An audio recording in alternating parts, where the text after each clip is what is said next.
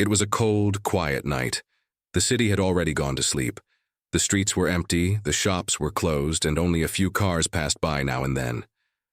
Mr. Rayan, a successful businessman, was driving home after a long and tiring day at work.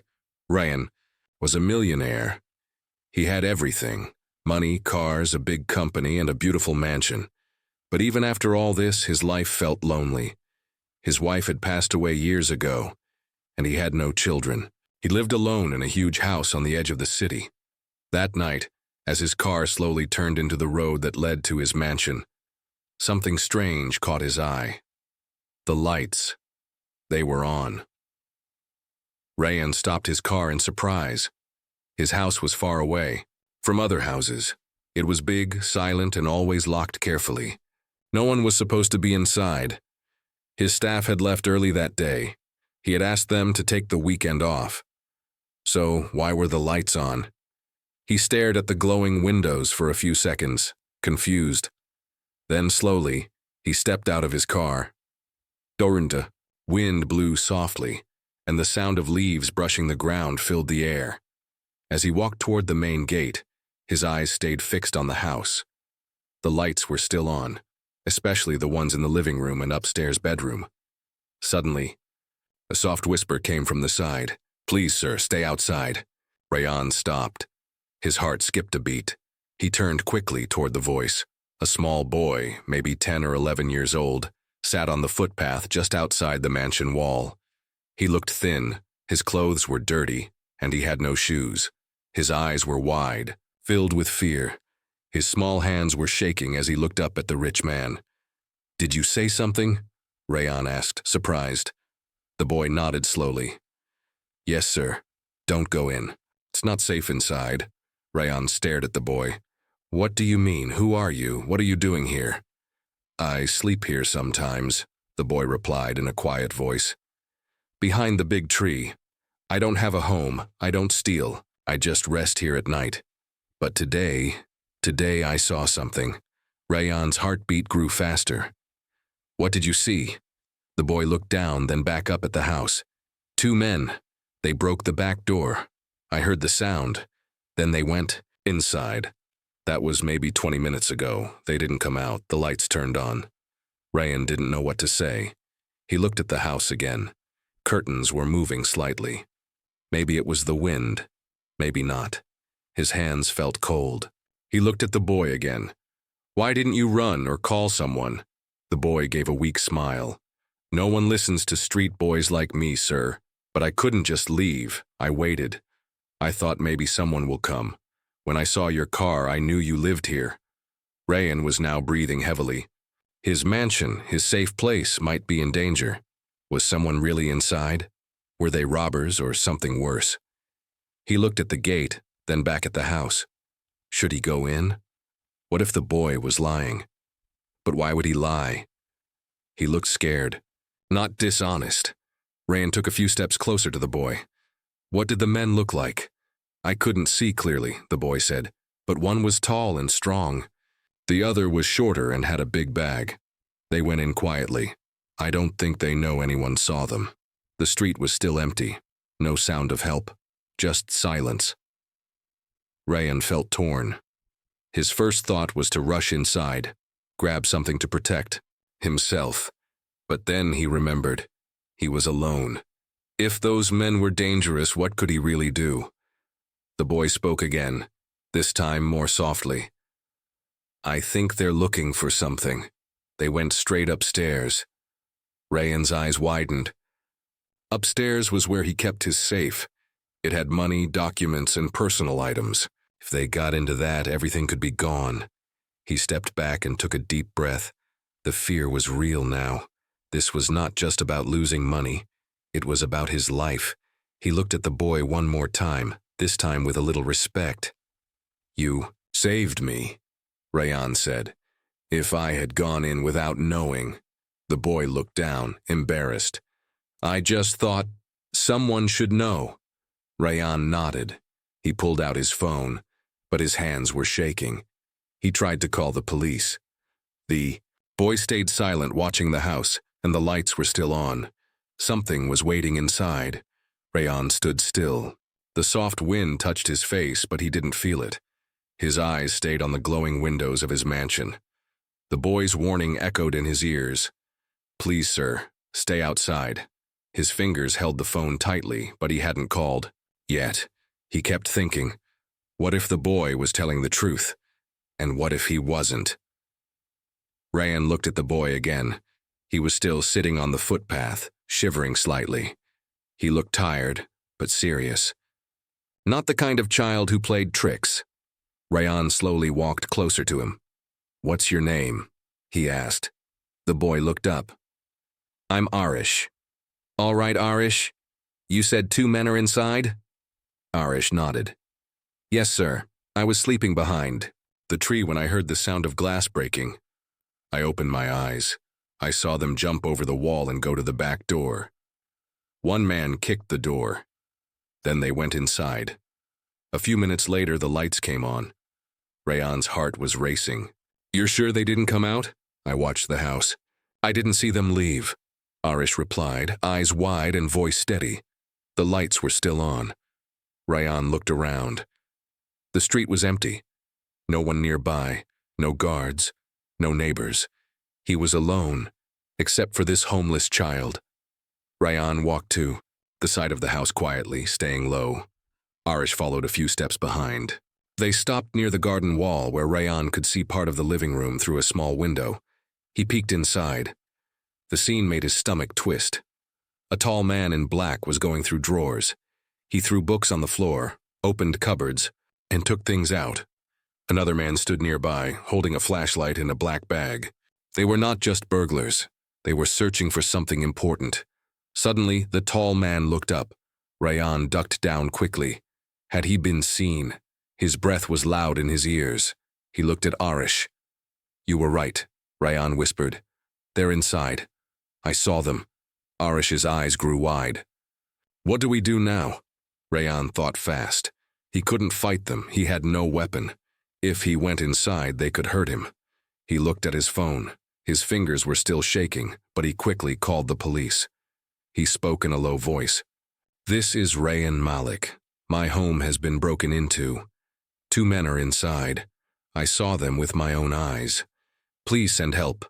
The officer on the phone asked questions. Rayan answered everything quietly. They promised a team would come soon, but would they reach in time? He turned to Arish. "You said you stay here at night?" "Yes, sir," the boy said. "I don't have anywhere else to go. One of your kitchen workers used to give me food, sometimes. So I started sleeping near the wall. I didn't mean any harm." Rayan didn't answer right away. He looked at the boy with new eyes. This child had nothing, no home, no family, not even shoes. Yet he stayed here, tried to help, and warned a stranger. "You could have run," Rayan said. "You could have left when you saw them go in." "I wanted to, sir," Arish said honestly. "But I thought, what if someone lives there? What if someone comes back and doesn't know?" Rayan was silent. His chest felt heavy. He was a rich man with everything money could buy. But tonight, it was a poor boy who saved him from walking into danger. Suddenly, they heard a loud noise from inside the house. A crash. Glass breaking. The men were now upstairs. Rayan's heart dropped.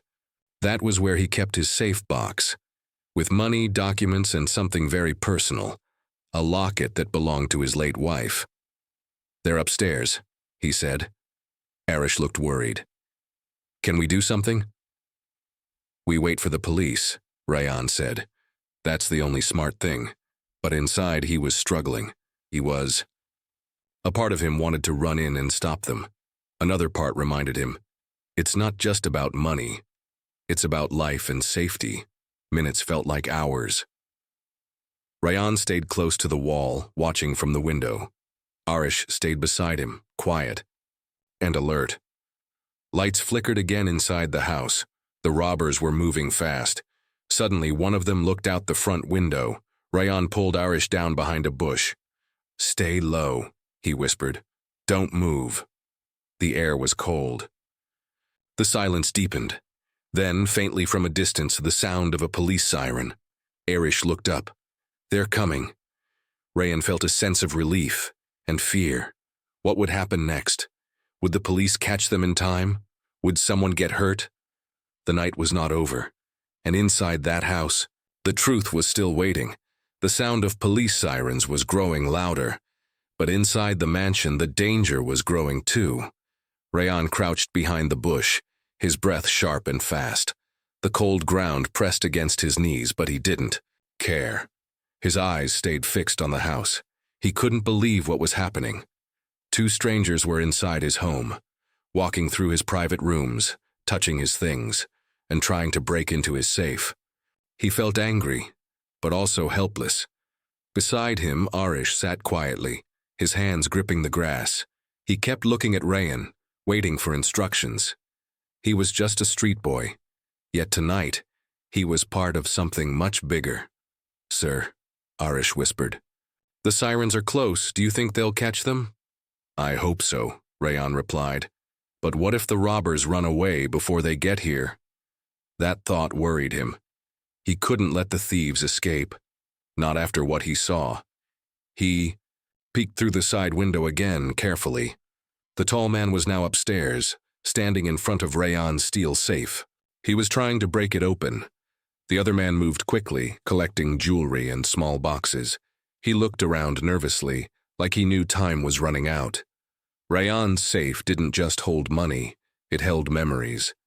Inside was a gold locket, his wife's last gift to him, photos, personal letters, old items that couldn't be. The back gate was locked. The police moved fast, chasing them down. One robber tried to jump the fence but slipped. The other made it to the garden, but an officer tackled him to the ground. Rayan and Arish stood up slowly from behind the bush, watching everything. It was over. The danger had passed. A police officer walked over to them. "Are you the homeowner?" "Yes," Rayan replied, his voice still shaking. "Are you hurt?" "No, just shocked." "Thank you for staying calm and calling us in time," the officer said. "We'll need a full report, and we'll collect the stolen items for you." Rayan nodded. He looked at Arish. The boy was silent, his small face serious. His eyes followed every movement as the police handcuffed the robbers and took back the stolen items. Rayan placed a hand on the boy's shoulder. "You did a brave thing tonight." "I was scared," Arish said honestly. "But you stayed, you warned me, you helped stop them," Rayan said. "You have more courage than many grown men I know." Arish looked down, trying to hide a small smile. Rayan watched as the police took the robbers into their van, but something still bothered him. Why did they come tonight? How did they know he wouldn't be home? Was it just random, or something more? He had questions, and soon the answers would come. But for now he looked at the boy beside him, tired, hungry, cold, and still standing strong. This night had changed everything. The robbers were gone. The police had taken them away. The flashing lights slowly faded into the night, but inside Rayan's heart something was still unsettled. He stood silently in front of his mansion, looking at the broken door, the mess inside, and the young boy beside him, Arish. The house had been his peaceful place, his only comfort after years of living alone. But tonight, it had almost been taken from him. The police had promised to return in the morning for a full investigation. For now, they had collected the stolen items and left Rayan with a few officers to clean up and guard the house till morning. Rayan turned to Arish. "Come inside. It's cold." The boy hesitated. "Me, sir?" "Yes, you. You're not staying out there again tonight." Arish followed him slowly, his eyes wide as he stepped into the grand living room. Even though it was messy now, it still looked like a palace to a boy who had been sleeping on the streets. Rayan gave him a glass of warm milk and a blanket. "Sit. Rest." "Thank you," Arish said softly, sitting on the edge of the sofa, scared to touch anything. Rayan looked around the house.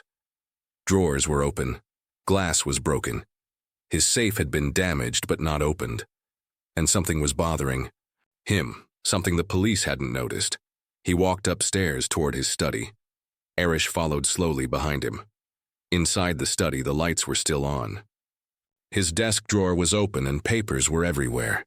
He picked up a few of them, bank files, company documents, and He froze.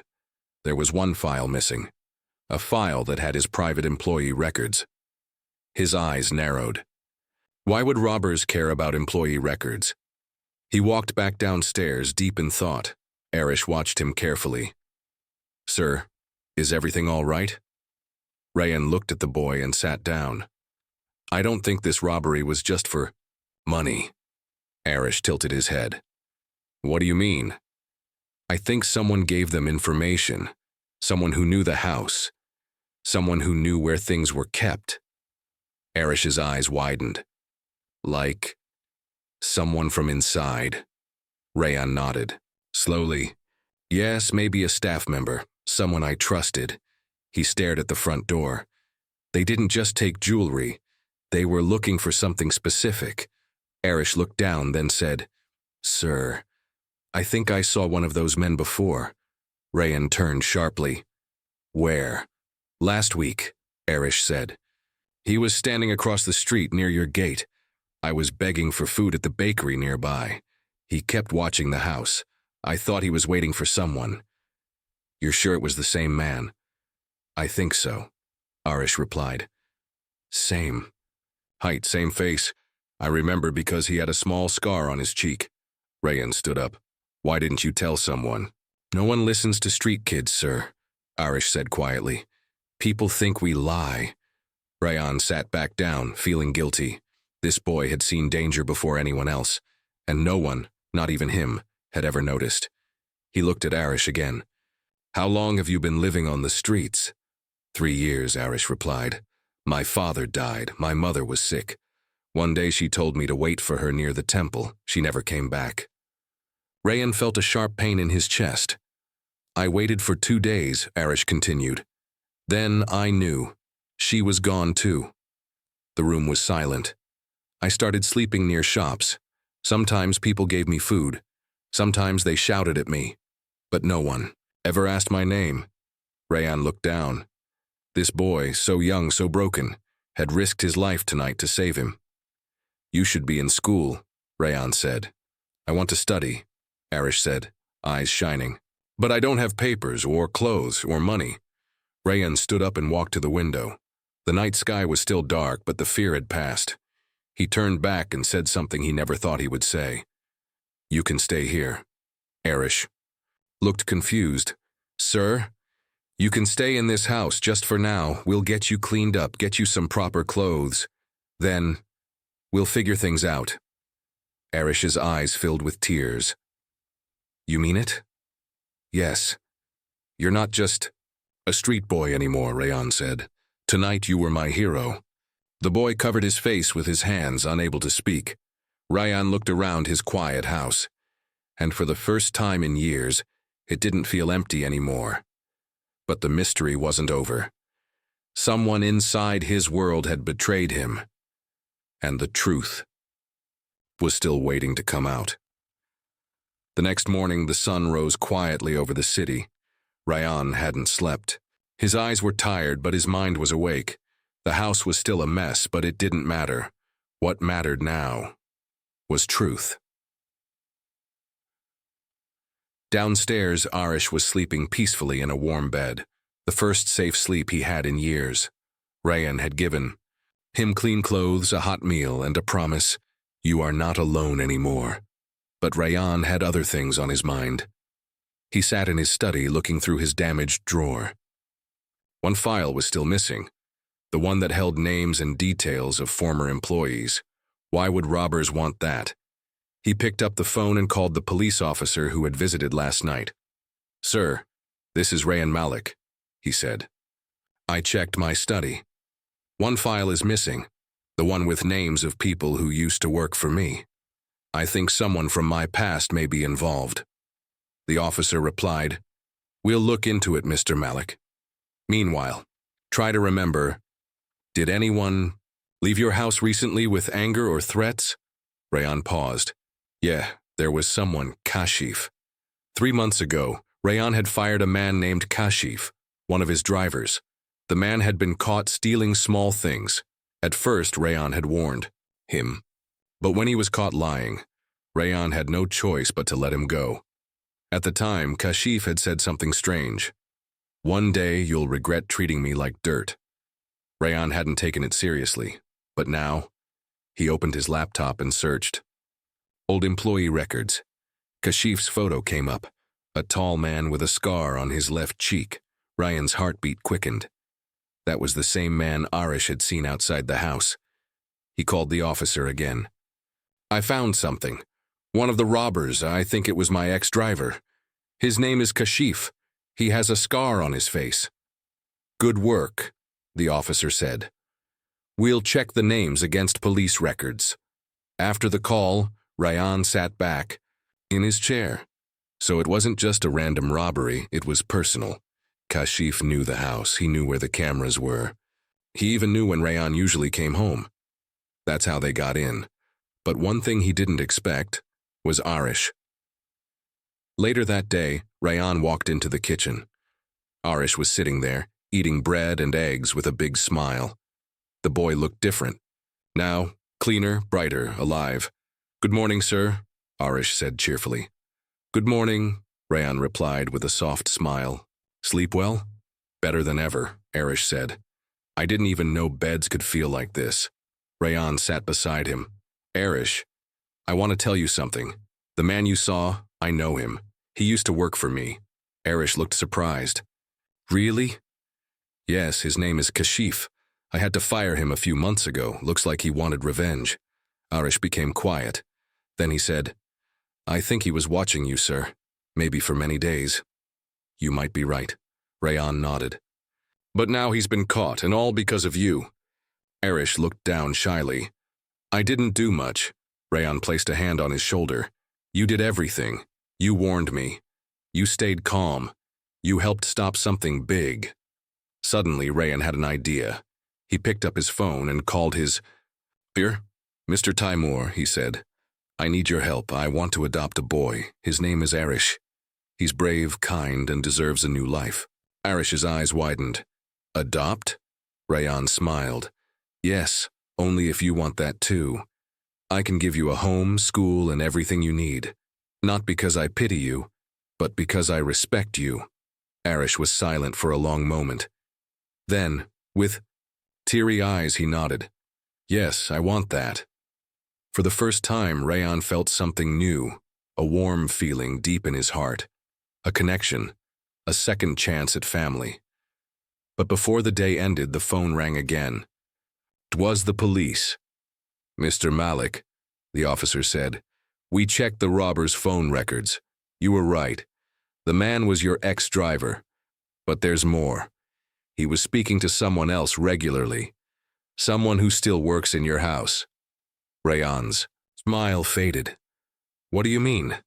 "We're not sure yet, but the number belongs to one of your staff members. We'll need to question all of them." Rayan looked out the window. The storm wasn't over. Someone inside had betrayed him. Again, and this time it was someone he still trusted. The afternoon was quiet, but not peaceful. Rayan sat in his study, the phone still in his hand, his heart pounding.